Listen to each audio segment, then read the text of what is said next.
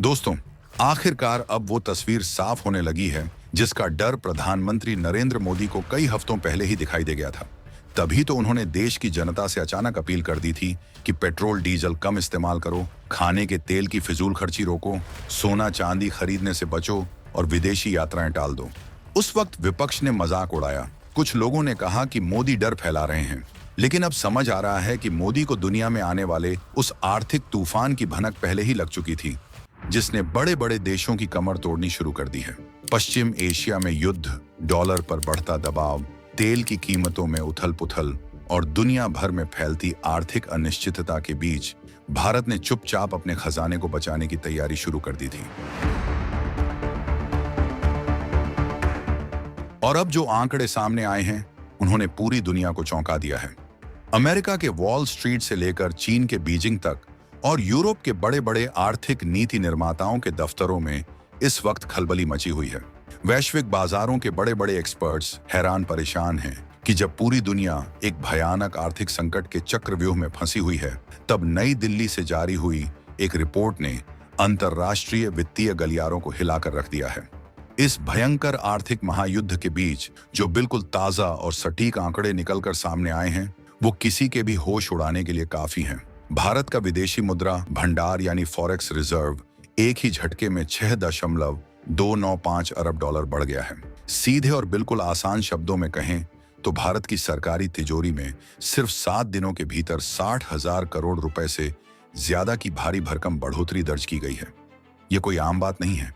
यह एक ऐसा जबरदस्त आर्थिक धमाका है जिसने दुनिया के बड़े बड़े विकसित देशों को दांतों तले उंगलियां दबाने पर मजबूर कर दिया है। यह रिकॉर्ड तोड़ तेजी उस वक्त आई है जब दुनिया के कई देश एक एक पाई के लिए तरस रहे हैं। वहां के बैंक कंगाल होने की कगार पर हैं और कई मुल्कों के खजाने पूरी तरह खाली हो चुके हैं। भारतीय रिजर्व बैंक यानी आरबीआई के बिल्कुल ताजा आंकड़ों के मुताबिक 8 मई को खत्म हुए सप्ताह में भारत का कुल फॉरेक्स रिजर्व बढ़कर 696.988 अरब डॉलर के बेहद मजबूत और ऐतिहासिक स्तर पर पहुंच गया है। जबकि ठीक इससे पिछले वाले हफ्ते की बात करें तो यही खजाना 7.794 अरब डॉलर नीचे गिर गया था। इस भारी गिरावट के बाद जिस तरह से भारत ने बाउंस बैक किया है, जिस तरह से यह जबरदस्त वापसी हुई है, उसने यह पूरी तरह साफ कर दिया है कि भारतीय अर्थव्यवस्था के पहिए किसी भी वैश्विक झटके से रुकने वाले नहीं हैं। लेकिन कहानी सिर्फ इतनी ही नहीं है। इस पूरे खेल के पीछे जो गहरी रणनीतिक बिसात बिछाई गई है, वो हर एक देशवासी का सीना गर्व से चौड़ा कर देगी। इस पूरे मामले के पीछे छिपे थ्रिलर को समझने के लिए हमें थोड़ा पीछे चलना होगा और उस समय को याद करना होगा जब भारत ने एक नया कीर्तिमान स्थापित किया था।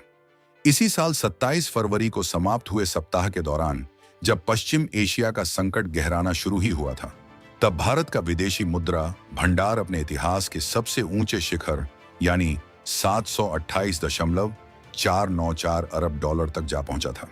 उस समय भारत दुनिया की सबसे मजबूत आर्थिक ताकतों में से एक बनकर खड़ा था। लेकिन उसके ठीक बाद अंतर्राष्ट्रीय बाजार में एक अप्रत्याशित भूचाल आ गया। पश्चिम एशिया के देशों में तनाव चरम पर पहुंच गया। व्यापारिक जहाजों के रास्ते ठप होने लगे और कच्चे तेल के बाजारों में भारी हाहाकार मच गया।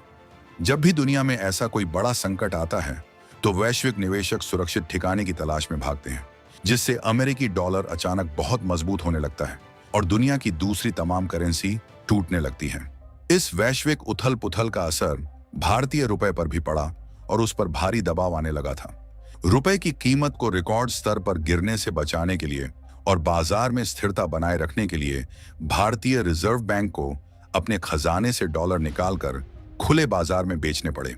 जब आरबीआई डॉलर बेचता है तो स्वाभाविक रूप से हमारा विदेशी मुद्रा भंडार नीचे आ जाता है। कई हफ्तों तक लगातार यह रिजर्व गिरता रहा और इसी गिरावट को देखकर कुछ लोग और विरोधी दल सोशल मीडिया पर सवाल उठाने लगे कि भारत का पैसा कहां गायब हो रहा है। लेकिन उन आलोचकों को यह अंदाजा नहीं था कि पर्दे के पीछे सरकार और आरबीआई मिलकर एक ऐसी रणनीति पर काम कर रहे थे जिसका तोड़ फिलहाल दुनिया के किसी भी देश के पास नहीं है। गिरावट के दौर में भी भारतीय रणनीतिकार पूरी तरह शांत थे, क्योंकि वे जानते थे कि असली बाजी कब और कैसे पलटनी है। अब बात करते हैं उस रणनीतिक मास्टर स्ट्रोक की जिसने दुनिया भर के केंद्रीय बैंकों को हैरान कर दिया है। इस ताज़ा रिपोर्ट में सबसे बड़ी और चौंकाने वाली बात सिर्फ डॉलर का बढ़ना नहीं है, बल्कि भारत के गोल्ड रिजर्व में आया वो जबरदस्त उछाल है जिसे देखकर दुनिया के बड़े देशों के पसीने छूट रहे हैं। आरबीआई के मुताबिक देश का सोने का भंडार 5.637 अरब डॉलर बढ़कर 120.853 अरब डॉलर के पार पहुंच गया है। यानी भारत सरकार और आरबीआई चुपचाप पर्दे के पीछे रहकर देश की तिजोरी में असली खरा सोना जमा करने में जुटे हुए हैं। इसके पीछे का अर्थशास्त्र बेहद सीधा, सरल और अचूक है। दुनिया का इतिहास गवाह है कि जब भी कोई बड़ा वैश्विक संकट आता है, जब कागजी मुद्राएं और अमेरिकी डॉलर अपनी साख खोने लगते हैं, जब शेयर बाजार औंधे मुंह गिरते हैं, तब सिर्फ एक ही चीज काम आती है और वो है सोना। सोना किसी भी देश की अर्थव्यवस्था का वो आखिरी सुरक्षा कवच होता है जिसे कोई भी बाहरी ताकत हिला नहीं सकती। यही वजह है कि आज के समय में अमेरिका से लेकर चीन तक दुनिया का हर शक्तिशाली देश तेजी से अपना गोल्ड रिजर्व बढ़ाने में लगा हुआ है। भारत ने भी इस बात को बहुत पहले भांप लिया था। जब आम लोग सोने चांदी की खरीदारी में व्यस्त थे, तब देश का केंद्रीय बैंक अंतर्राष्ट्रीय स्तर पर बड़े पैमाने पर सोना खरीदकर अपने सुरक्षित लॉकर मजबूत कर रहा था, ताकि आने वाले समय में अगर वैश्विक मंदी का सबसे खतरनाक दौर भी आए तो भारत की संप्रभुता और साख पर एक आंच भी ना आए। लेकिन तिजोरी का यह रहस्य यहीं खत्म नहीं होता। इसके आगे की जो बारीक डिटेल्स हैं, वो देश के हर नागरिक को भारतीय होने का गौरव महसूस कराएंगी। इस खजाने को और गहराई से समझने के लिए हमें इसके अलग अलग हिस्सों को देखना होगा, जिन्हें तकनीकी भाषा में फॉरेन करेंसी एसेट्स यानी एफसीए कहा जाता है। 8 मई को खत्म हुए इसी हफ्ते में भारत की विदेशी मुद्रा संपत्तियां 562 मिलियन डॉलर बढ़कर 552.387 अरब डॉलर हो गई हैं। अब आप सोच रहे होंगे कि ये फॉरेन करेंसी एसेट्स आखिर किस चिड़िया का नाम है और इसका हमारे जीवन में क्या महत्व है। इसे एक बहुत ही सरल और घरेलू उदाहरण से समझते हैं। जैसे आपके घर में सिर्फ भारतीय रुपए नहीं, बल्कि किसी बड़ी इमरजेंसी के लिए विदेशी मुद्राएं जैसे यूरो, पाउंड या जापानी येन भी संभाल कर रखे हों, ठीक उसी तरह देश के खजाने में अमेरिकी डॉलर के अलावा दुनिया की दूसरी मजबूत अंतर्राष्ट्रीय करेंसी भी रखी जाती है। अंतर्राष्ट्रीय बाजार में इन अलग अलग मुद्राओं के मूल्य में होने वाले उतार चढ़ाव का सीधा असर हमारे खजाने पर पड़ता है।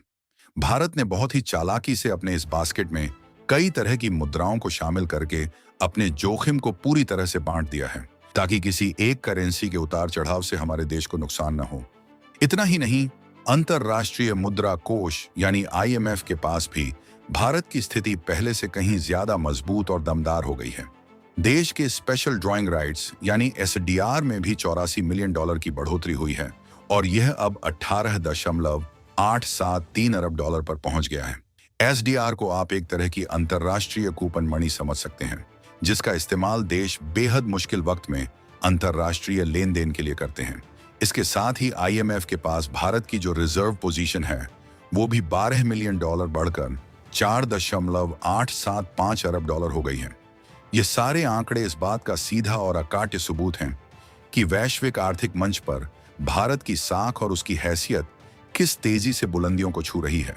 भारत सिर्फ अपने घरेलू बाजार को ही नहीं संभाल रहा, बल्कि अंतर्राष्ट्रीय वित्तीय संस्थाओं में भी अपनी पकड़ को फौलादी बना रहा है, ताकि कोई भी देश हमारे साथ आर्थिक दादागिरी न कर सके। अब जरा ठंडे दिमाग से सोचिए कि प्रधानमंत्री मोदी ने कुछ समय पहले देश की जनता से जो बातें कही थीं, उनका असली कनेक्शन इस पूरे बड़े आर्थिक खेल से कैसे जुड़ता है। उन्होंने अचानक सार्वजनिक मंच से क्यों कहा था कि पेट्रोल और डीजल का इस्तेमाल कम से कम करें? उन्होंने क्यों कहा था कि खाने के तेल की बर्बादी रोकें और बेवजह विदेशी दौरों पर जाने से बचें? दरअसल इसके पीछे एक बहुत बड़ा आर्थिक गणित छिपा हुआ था। जब भी हम पेट्रोल, डीजल या खाने का तेल बाहर के देशों से मंगाते हैं, तो हमें उसका भुगतान भारतीय रुपए में नहीं, बल्कि अमेरिकी डॉलर में करना पड़ता है। जितना ज्यादा हम इन चीजों का आयात करेंगे, उतना ही ज्यादा कीमती डॉलर हमारे देश के खजाने से निकलकर बाहर चला जाएगा। इसी तरह जब कोई भारतीय नागरिक विदेश घूमने जाता है, तो वो देश का डॉलर बाहर खर्च करके आता है। जब हम भारी मात्रा में सोना आयात करते हैं, तो देश की गाढ़ी कमाई विदेशी बाजारों में चली जाती है।